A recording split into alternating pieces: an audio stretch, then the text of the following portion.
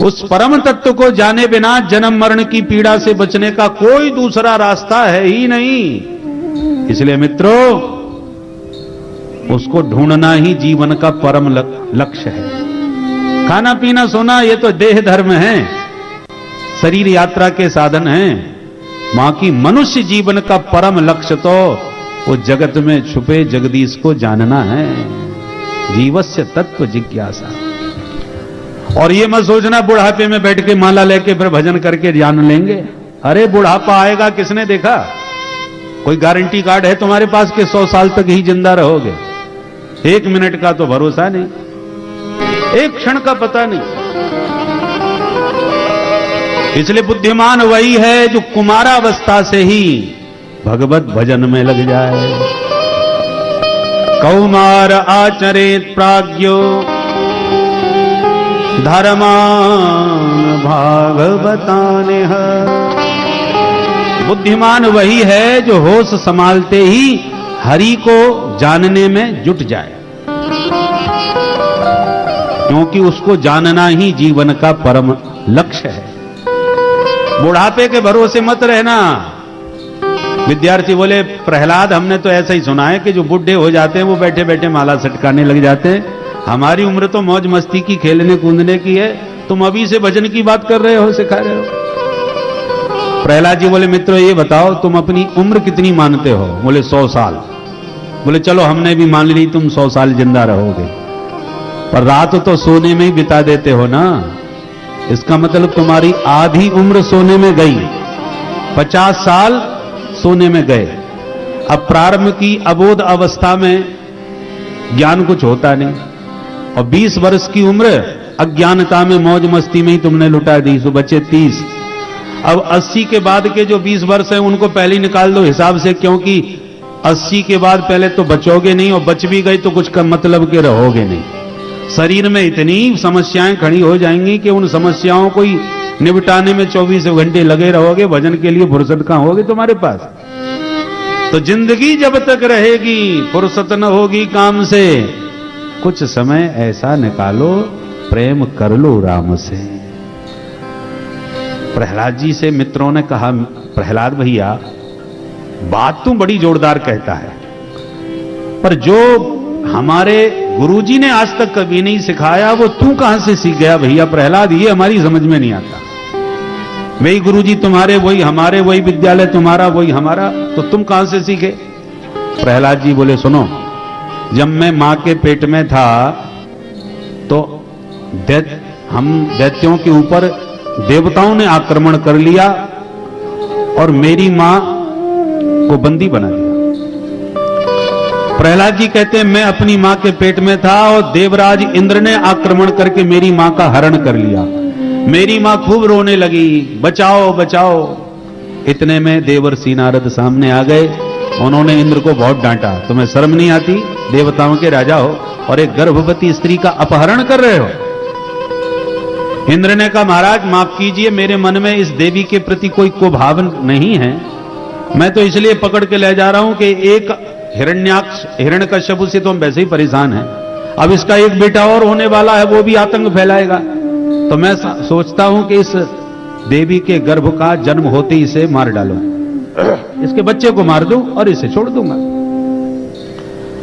नारद जी बोले, ये तुम्हारा बहुत बड़ा भ्रम है देवराज इंद्र, क्योंकि मैं दिव्य दृष्टि से देख रहा हूं इस देवी के गर्भ में कोई परम भागवत परम वैष्णव बैठा हुआ है। तुम तो क्या, इसका कोई कुछ नहीं बिगाड़ सकता। सोई इंद्र मेरी मां को प्रणाम करके चला गया। प्रहलाद जी कहते, मित्रों मेरी मां ने नारद जी के चरण पकड़ लिए। नारद जी ने एक आश्रम में मेरी मां को आश्रय दिया और बहुत बढ़िया उपदेश देते रहे और कहा, देवी जब तक तुम्हारे पति तपस्या करके नहीं लौटते तब तक तुम आश्रम में पूर्णतः सुरक्षित हो, किसी से डरने की आवश्यकता नहीं। प्रहलाद जी कहते हैं, नारद जी मेरे मां को उपदेश देते रहे और मां के पेट में बैठा बैठा मैं भी सुनता रहा, इसलिए मेरे असली गुरु देवर्षि नारद हैं। विद्यार्थी बोले, गजब कर दिया प्रहलाद, तूने मां के पेट में ही सारी विद्याओं का अध्ययन कर लिया। हमारे गुरुजी भी ठीक ही कहा करते थे, ये पढ़ा पढ़ाया पैदा हुआ है।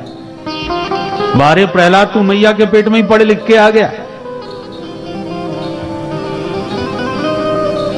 प्रहलाद जी बोले, इसलिए तो कहता हूं ये मेरी मनमुखी विद्या नहीं है, गुरु परंपरा से प्राप्त ज्ञान है मेरा।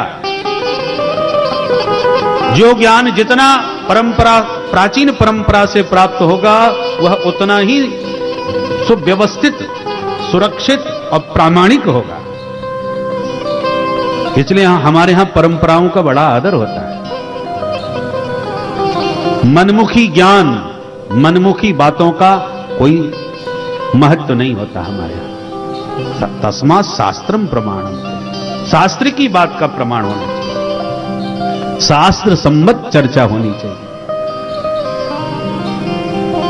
विद्यार्थी बोले, प्रहलाद तेरी बातें तो बड़ी प्यारी लगती हैं, मन तो हमारा होता है कि तेरे साथ खूब मस्ती में नाचें, कीर्तन गावें, पर तेरे पिताजी की खतरनाक सूरत याद आती हमारी हिम्मत टूट जाती है।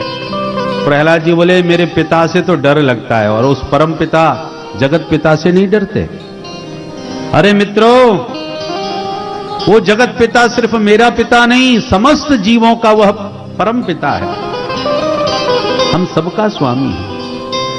देवा सुरो मनुष्यो वा यक्षो गंधर्व एव वा भजन मुकुंद चरणम स्वस्तिमान स्याद यथा वयम।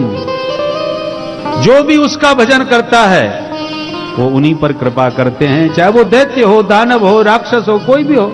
भगवान तो सबके हैं और सब भगवान के हैं। फिर भी तुम्हें डर लगता है मेरे पिता से, तो मैं तुम्हें वचन विश्वास दिलाता हूं, जो भी कुछ गड़बड़ होगी उसकी जिम्मेवारी मैं लूंगा।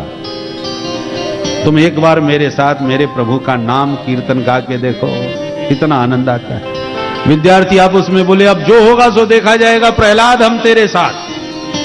आज गुरुजी भी विद्यालय में नहीं है, मौका बहुत बढ़िया है, चलो कीर्तन करते हैं। अब प्रहलाद जी के मित्र जितने बैठे हैं वो तो ताली बजा के मस्ती के साथ मेरे साथ गाएं, और हिरण्यकश्यपु का कोई मित्र बैठा हो तो हम जो उससे जबरदस्ती क्यों गमाए, उसकी मर्जी हो, गाए न गाए। और प्रहलाद जी के मित्र तो सब ताली बजा के मस्ती में गा उठे।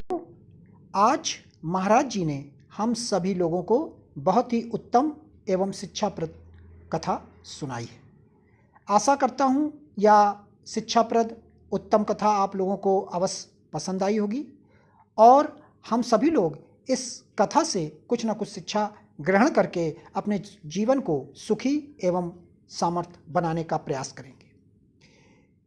मित्रों, अगर यह वीडियो आप लोगों को पसंद आया हो तो इस वीडियो को लाइक करें और अधिक से अधिक लोगों को शेयर भी करें, जिससे कि और भी लोग इस कथा से कुछ न कुछ शिक्षा ग्रहण करके अपने जीवन को सुखी बना सकें। मित्रों, अगर अभी तक आप लोगों ने हमारे चैनल को सब्सक्राइब नहीं किया है तो तुरंत सब्सक्राइब कर लें, जिससे आने वाले शिक्षाप्रद महाराज जी के वीडियोस आपको समय पर प्राप्त हो सकें और आप उसे सुनकर अपने जीवन को सुखी बना सकें। तो कल फिर किसी ना किसी शिक्षाप्रद महाराज जी के वीडियोस के साथ आप लोगों के समक्ष प्रस्तुत होंगे। तब तक के लिए राम राम।